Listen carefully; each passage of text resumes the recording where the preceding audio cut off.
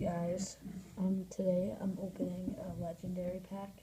So I just got a 250,000 quick sell. And last night I bought this Ray Lewis. He's my favorite player, and I'm gonna use him for a little bit. And then I'm gonna sell him for like 300,000 or 400,000 because I'm gonna save up the money for next season. And I'm just gonna put this guy back in, and yeah. I got these today. 250,000. One time I got 500,000 in it. I got two 500,000s in that.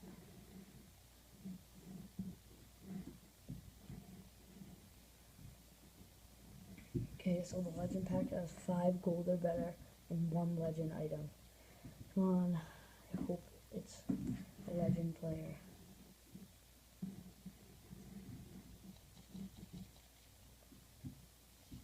Okay.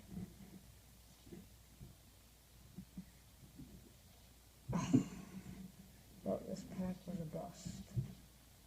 Oh, never mind. He's definitely not gonna be able to get 68,000, but at least we got that, so.